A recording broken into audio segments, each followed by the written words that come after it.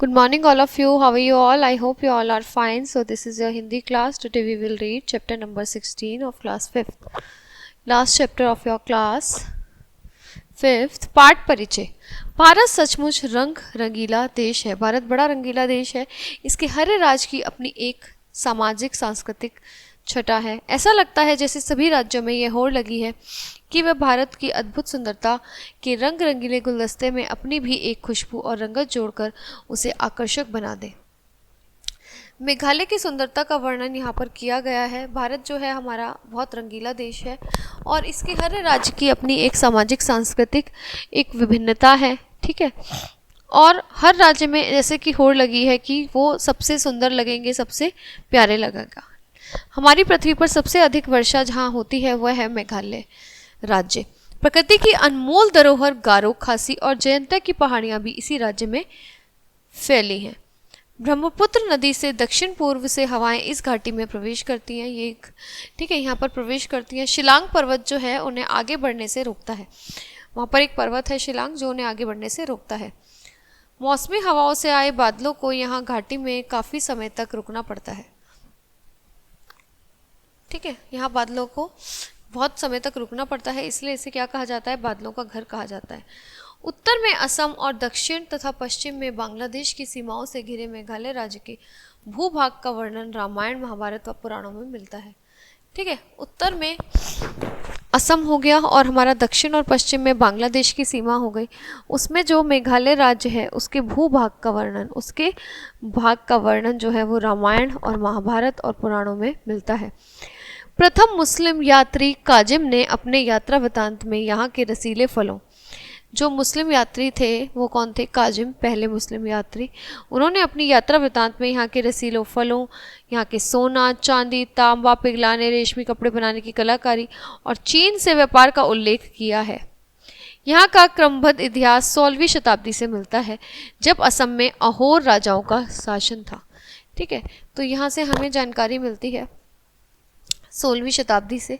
अंग्रेजी शासन के आरंभ में यहाँ के राजा तिरोत सिंह ने अंग्रेजों के छक्के छुड़ा दिए थे। अंग्रेजी शासन में क्या हुआ था? एक हमारे राजा थे तिरोत सिंह, उन्होंने अंग्रेजों को हरा डाला था। उनकी समाधि जो है आज भी यहाँ के निवासियों के लिए क्या है? बहुत पूजनीय है। ठीक है, मेघालय मुख्य रूप से कृषि प्रधान राज्य है। मेघालय क्या है? हमारा कृषि प्रधान राज्य है। यहाँ की लगभग 8% आबादी अपनी आजीविका के लिए मुख्य रूप से खेतीबाड़ी पर निर्भर है। 8% जो है ये लोग यहाँ पे आबादी कहाँ पर, किस चीज़ पे निर्भर है? खेतीबाड़ी पर। यहाँ की मिट्टी और जलवायु कैसी है? बागवानी और फलों और सब्जियों के अनुकूल है। मेघालय की जलवायु कैसी है? बड़ी आर्द्र है, ठंडी है। चेरापूंजी के पास मौसिन राम नामक एक स्थान है, वहाँ पे 500 सेंटीमीटर तक वर्षा होती है। यह दुनिया में सबसे अधिक वर्षा वाला स्थान माना जाता है। ठीक है, यहाँ वर्ष के अधिकांश महीनों में वर्षा होती ही रहती है। जैसे हमारे यहाँ सिर्फ 2 महीने वर्षा होती है, 2-3 महीने, वहाँ पर होती ही रहती है। और अधिक वर्षा के कारण जो यहाँ की जो घाटियाँ हैं वो कैसी हैं? बड़ी गहरी हैं और घने जंगलों से भरी पड़ी हैं। गारो पर्वत पर कहीं कहीं इतने घने वन हैं कि जो जंगली जानवर हैं वो उन्हें पार तक नहीं कर पाते, इतने घने वन हैं। वनों में कैसे खूंखार जानवर, जहरीले सांप और कीड़े मकोड़े से भरे पड़े हैं वो।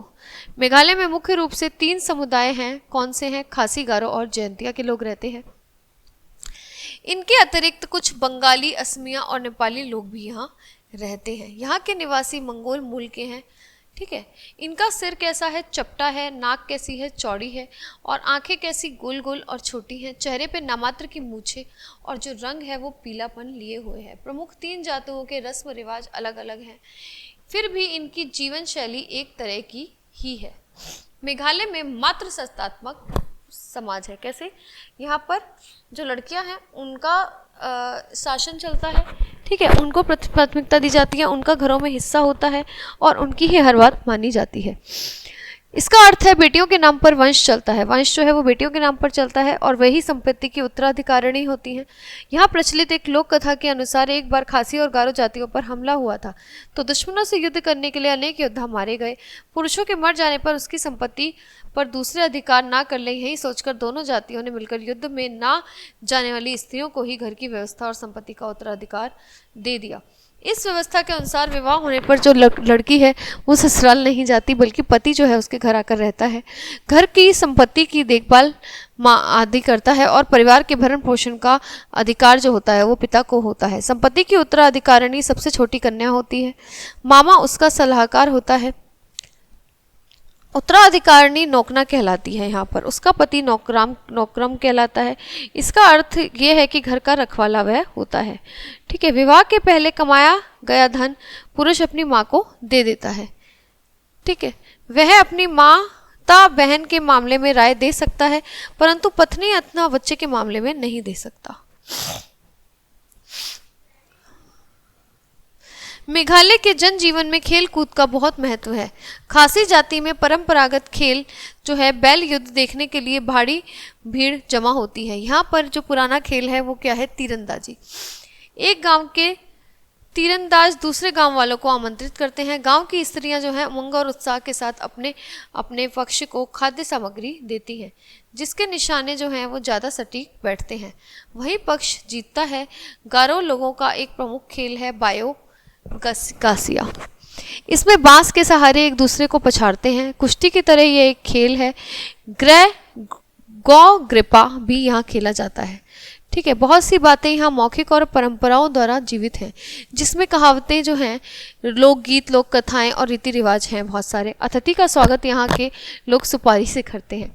यहाँ की जो खासी भाषा है बहुत ही समृद्ध है। यहाँ की अपनी कोई लिपि नहीं है। संगीत और नृत्य तो मेघालय का जीवन है। सुख दुख, जीत हार, जन्म मृत्यु, विवाह व उत्सव और त्योहारों आदि पर नृत्य गीत बहुत आवश्यक होता है, यहाँ पर होता ही होता है। यहाँ खेती, फसल आदि त्योहारों के अलग अलग नृत्य होते हैं। नोंग क्रेम नृत्य को खासी संस्कृति को जीवित रखने का श्रेय दिया जाता है। इसे पाप लॉन्ग नोंग क्रेम के नाम से भी जाना जाता है। खासियों का यह एक प्रमुख त्यौहार है। इसे मेघालय का प्रांतीय नृत्य कहा जाता है। गारो जाति का प्रमुख त्यौहार वांगला फेस्टिवल डांस है। इसका अर्थ है चावल के पाउडर को फेंकना।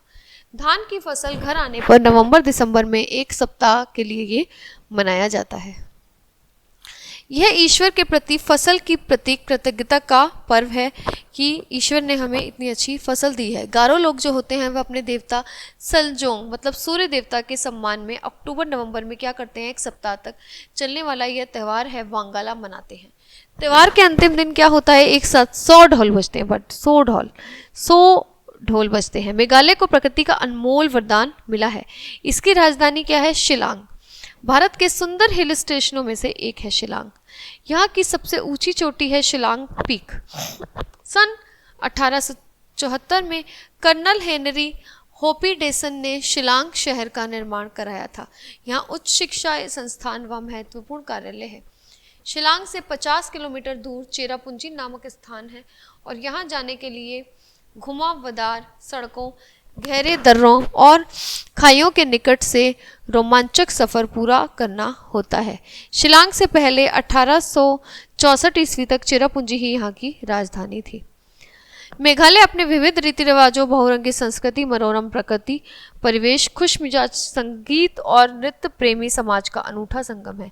हमारी भारतीय संस्कृति की विशेषता है अनेकता में एकता।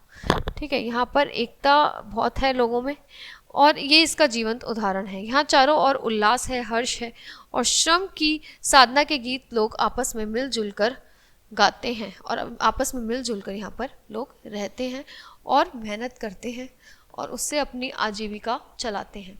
तो ये हमारा एक अनोखा कृषि प्रधान राज्य था मेघालय, जिसके बारे में हमने पढ़ा। ठीक है, तो हमारा भारत जो है, जो हमने कहा है कि सामाजिक और सांस्कृतिक दृष्टि से बड़ा अच्छा है।